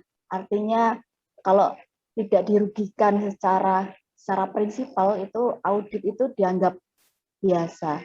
Dan saya tanyakan dikaitkan dengan audit ya, pembanding tadi, audit eksternal dan internal BPKP ataupun BPK, yang kemudian apakah dikaitkan kalau paman kita mengeluarkan audit eksternal itu bagian dari produk PT UN yang bisa disanggah ataukah seperti apa? Yang kedua adalah terkait di dalam keterangan ahli pidana Bu, dalam 184 KUHP yang kaitannya dengan PBJ. Kan itu ada di LKPP itu memang ada rekrutmen dikaitkan dengan keterangan ahli pidana. Ataukah sama dengan keterangan ahli yang mempunyai lisensi pamamnya PBJ dari LKPN ataupun BNSP. Lah itu apakah kompetensinya itu diterima di dalam peradilan itu sama ataukah ada perbedaan? Terima kasih Bu Mulyati. Assalamualaikum warahmatullahi wabarakatuh. Waalaikumsalam warahmatullahi wabarakatuh. Terima kasih Dr. Ani. Saya boleh langsung jawab Pak Hendra? Silakan Bu Mul, langsung aja. Oke, baik. Saya mulai dari pertama di BUMN, nih kasusnya di BUMN. Di sana ada audit internal dan itu dianggap biasa gitu ya Bu Ani ya. Jadi kenapa orang beranggapan bahwa audit itu sebuah kebiasaan? Karena memang mereka sudah terkondisi untuk diaudit. Ya, ketika SPI-nya udah mateng, sebenarnya audit itu bukan sebuah sesuatu yang ditakutkan, gitu loh. Karena SPI-nya udah jalan, ya SPI-nya udah jalan. Jadi sebenarnya memang benar audit internal itu harusnya tidak menakutkan. Karena apa? Dia ada 2 mata koin ya. Satu sisi dia pembinaan, ya. Bahkan di APIP di pemerintah pun juga begitu Ibu. Sebenarnya nggak perlu risih kalau bersih gitu loh. Jadi hanya orang-orang yang ketakutan aja, orang-orang pemerintah, aduh kami diaudit, wong yang audit lo internal, dalam bahasa Surabayanya ya bolo dewe gitu loh. Ini arahnya dewe rek gitu loh. Jadi kalau memang ada yang harus dibenahi itu lebih kepada pembinaan. Dan memang menjadi kewajiban seorang auditor untuk melaporkan kepada atasan langsung jika terindikasi, baru terindikasi Bu, ada pidana atau perdatanya. Kalau memang terindikasi ada hukum yang dilanggar, maka dia harus melaporkan kepada atasan langsung. Ya, dia harus melaporkan. Jadi nggak boleh dia lapor sendiri, nggak boleh. Karena dia penugasannya seperti itu. Jadi ini ada indikasi. Indikasi pun si pimpinan tadi nggak mungkin serta-merta langsung lapor ke APH. Si pimpinan pasti akan mengeluarkan surat tugas untuk investigasi. Keluarlah surat tugas, mungkin investigasi, mungkin juga forensik. Tadi ada tahapannya tadi, lidik dan sidik tadi. Seperti itu. Nah, kalau kemudian di BUMN memang tadi saya sampaikan, SPI-nya udah jalan.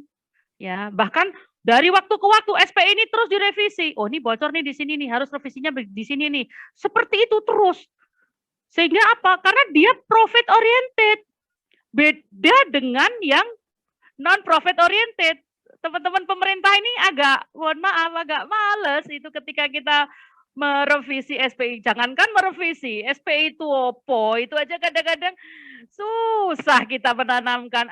Ayo SPI-nya dibenerin, ayo ini loh screening awal kita supaya nggak ada fraud. Susah kita menanamkan, Bu, untuk teman-teman. Tapi di luar room ini loh ya, di luar. Kalau room ini udah pinter-pinter gitu. Jadi kalau kemudian tadi pertanyaan kedua, kalau ada audit eksternal, kedudukannya bagaimana? Apakah dia bisa disanggah? Baik internal auditor maupun eksternal auditor, ketika kita membuat sebuah laporan, itu masih berupa ada tahapannya. Jadi ada lembar temuan, ya, lembar temuan, kemudian ada naskah, ya, ada naskah, baru kepada nanti laporan LHP-nya. Ketika sampai di naskah, itu sudah ada komunikasi audit, Ibu. Jadi masih boleh disanggah kalau bahasanya tender itu ada sanggah. Ya, bahkan ada sanggah banding juga kadang-kadang ya Pak Indra ya. Kalau langsung ke pimpinan kita sanggah banding gitu kan ya. Oh di sini nggak ada, di ruangan ini nggak ada, di room ini nggak ada, di sono di luar. Ya, jadi boleh Bu Ani ada sanggah.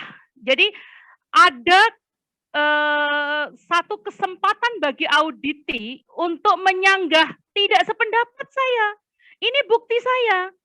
Ya, Anda jangan sewenang-wenang, Anda jangan begini, temuan Anda begini, temuan saya begini, ayo dibandingkan. Ya, permasalahannya apa? Permasalahannya kadang-kadang auditi ini tidak punya keberanian untuk menyampaikan pendapatnya. Udah biarin aja yang itu, ntar yang lain jadi temuan tambah banyak. Itu yang kadang-kadang akhirnya ngegrundel di belakang. Ini sebenarnya nggak begini, nggak segini banyak. Kenapa kemarin tidak? Harusnya menyampaikan tidak sependapat. Ini loh data saya, ayo diaduin. Ini loh volume yang saya hitung, atau ini loh, saya belinya ATK bener loh, jangan langsung di ini, harganya segini loh. Oh kemarin saya beli masker, saya bener-bener beli maskernya semahal ini. Ya, jangan kemudian di ini gitu. Karena apa? Itu bukan tanggung jawab kami untuk masalah harga. Karena di SE nomor 3 LKPP, nanti harga itu tanggung jawabnya penyedia. Silakan Anda ngauditnya penyedia, bukan saya. Ya, banyak yang begitu. Tapi ketika kita merasa benar dan kita sampaikan dengan cara yang santun tentunya, ya pasti itu tidak akan langsung tetap jadi temuan, Ibu. Jadi seperti itu. Oke, nanti bisa ditambah Pak Hendra. Yang terakhir adalah pertanyaannya. Sebentar, pidana, rekrutmen ahli pidana yang dari LKPP. Nah ini menarik sekali. Jadi gini, ketika di dunia pengadaan barang dan jasa yang ahli di bidang, jadi ada tenaga pemberi keterangan ahli yang mungkin di luar ya, ada yang memang khusus spesialisnya PBJ begitu. Saya tahu ada beberapa advokat yang membuat pelatihan itu, pelatihan advokat khusus PBJ. Saya tahu, saya barangkali Bu Ani kenal ada Pak Sabela Gayo. Itu kayaknya beliau concern di situ. Jadi teman-teman advokat diajarin gimana caranya PBJ itu. Jadi benar-benar biar tahu kayak gitu. Nah, kemudian bagaimana kedudukannya? Apakah sama dengan orang-orang yang diminta LKPP mewakili LKPP di sidang, apakah seperti itu gitu ya? Nah, jawaban saya begini, Ibu, permintaan ahli di bidang PBJ itu kan bisa oleh terdakwa, bisa juga oleh penuntut umum, betul, betul ya Bu Ani ya. Boleh di mute Bu, di unmute Bu, oke, kita bisa diskusi, oke, panitia boleh, oke, Ya, Bu Ani. jaksa penuntut umum. Oke, jaksa penuntut umum boleh meminta saksi ahli, bisa juga dari si terdakwanya kan gitu ya. Intinya dari dua sisi pun boleh gitu ya. Nah, biasanya LKPP itu hanya melayani yang dari penuntut umum, karena kan ini kan ceritanya kan penuntut umumnya ini kan masih orang pemerintah gitu kan, yang mewakili pemerintah kan gitu ya. Nah, bolehnya itu boleh mewakilkan atau boleh mengirimkannya itu yang dari itu. Jadi kalau dari ininya itu kalau tidak lewat LKPP. Seperti itu. Nah, dikarenakan kebetulan saya tahu persis tuh awalnya ceritanya semua permasalahan PBJ di Indonesia itu saksi ahlinya, saksi pemberi keterangan ahlinya itu hanya beberapa orang. Salah satunya adalah Pak Setia Arijanta yang sekarang Deputi Hukum. Ya. Beliau ini sampai aku tuh bisa masuk MURI loh, Dek. Kenapa? 200 kasus besar di Indonesia dari IKTP, Bank Senturi, semua aku yang jadi pemberi keterangan ahli, gempor aku. Ceritanya begitu awalnya. Ya. Jadi kemudian beliau mempunyai pemikiran gimana caranya saya mencetak teman-teman yang ahli di bidang pengadaan barang dan jasa, saya ajari bagaimana bisa ahli memberi keterangan di persidangan. Ada diklatnya, Ibu. Ya, ada diklatnya. Sehingga yang lulus itu nanti akan dimintai bantuan LKPP untuk membantu tadi, ada permintaan-permintaan tadi. Ya, apakah ini perlakuannya sama? Saya pikir beliau-beliau yang ditugaskan itu sudah mempunyai kapasitas, kemampuan yang dinyatakan lulus oleh LKPP dan bisa menjadi wakil dari LKPP untuk bisa memberikan keterangan ahlinya di persidangan. Seperti itu, Bu Ani. Mohon tambahan barangkali Pak Muklis atau Pak Indra, silakan, atau masih ada diskusi lagi Bu Ani, silakan. Bu Mul, kan kalau di LKPP itu kan internal ya, orang PBJ. Jadi orang luar itu yang tadi Sabella itu ada memang, tapi harus diberikan dia mewakili kampus karena berdasarkan pengalamannya ada SK surat tugas yang kaitannya dengan dia mengajar PBJ, ataukah dia memiliki lisensi yang dinamakan BNSP. Prosesnya adalah saat nanti dibantah oleh JPU yang dia kedua-duanya tidak ada, kan artinya kan kedudukannya juga berbeda, begitu Bu Mul. Ya, Bu Ani, barangkali kalau diskusi mungkin dengan saya tidak bisa sampai titik ya, karena saya bukan pengambil kebijakan di LKPP. Nanti saya coba bantu untuk sampaikan kepada Pak Setia Budi, kebetulan beliau tetangga saya juga di Solo, jadi nanti bisa diskusi masalah yang ini, seperti itu. Jadi mohon maaf saya nggak bisa sampai titik untuk jawabannya di sore hari ini Bu Ani ya. Oke, nanti akan Terima kasih Bu, karena ya. Karena selama ini itu kan memang kita terbentur pada kondisional yang bisa direkrutmen di LKPP itu ya istilahnya pihak PBJ saja, bukan dari luar. Maka itu yang artinya itu tidak bisa approve kalau umpamanya kaitannya dengan saya, umpamanya PBJ. Saya cuma hanya SK-nya karena apa? Di kampus saya juga ada mata kuliah pengadaan barang dan jasa, jadi ya koneksi gitu. Jadi hakim itu bilang Anda pengalamannya di bidang apa, kan kalau dikatakan keterangan ahli kan berdasarkan teori gitu ya, teori plus pengalaman. Nah kalau pengalaman kan pasti di cover tentang lisensi terhadap BNSP, jadi artinya dia sudah melakukan proses pendidikan pengadaan barang dan jasa, dia lulus dan sebagainya. Ataukah seperti apa? Karena di dalam aturan itu kemarin tuh saya buka linknya LKPP pun itu internalisasi, Bu. Mohon izin. Ya. Oke. Sekali lagi saya mohon maaf, saya nggak bisa menjawab sampai titik. Saya akan bawa permasalahan ini kepada teman-teman di LKPP. Barangkali nanti bisa kirim nomor teleponnya ke saya, bisa kita diskusi via Japri. Gitu Bu Ani. Oke. Siap Bu, siap Bu. Oke, baik, terima kasih. Untuk permohonan teleponnya mohon izin ke Pak Muklis atau gimana? Pak Muklis boleh share ke WA grup Bu Ani. Ya. Siap. Terima kasih Pak Muklis. Siap. Oke. Sukses Bu Ani. Oke, silakan Pak Indra. Baik. Kita tiba ke penghujung acara, Bu. Sebelum kita tutup ini ada closing statement, Bu. Oke. Baik. Pak Toto, saya mohon maaf sebelumnya beliau udah resen tapi belum dapat jatah, nanti bisa di grup atau di mana gitu ya Pak ya. Boleh jumpa darat juga boleh gitu kan, deket aja di Blitar. Oke, Bapak Ibu peserta diskusi workshop tentang audit forensik PBJ pada sore hari ini. Luar biasa sekali pengalaman bersilaturahmi dengan ibu bapak semuanya, merupakan sebuah kebahagiaan bagi saya bisa berkenalan, dan semoga ini bermanfaat ke depannya. Tolong jadikan saya sebagai teman, jadikan saya sebagai sahabat untuk berdiskusi tentang permasalahan apapun. Mungkin kebetulan saya juga auditor forensik, kebetulan juga adalah procurement spesialis, kebetulan juga saya salah satu pendiri dari Pusat Pengkajian Pengadaan Indonesia. Kalau ada Bapak Ibu menghendaki ada kajian-kajian yang mungkin kita lakukan bersama, ayo. Menanggapi diskusi yang tema diskusi sore hari ini, rasanya sangat singkat dan tidak bisa mencakup semuanya karena ilmunya sudah sangat luas ya. Kalau bicara tentang digital forensik itu sangat menarik sekali. Barangkali nanti bisa ada next acara ataupun nanti mungkin ada di kesempatan yang lain.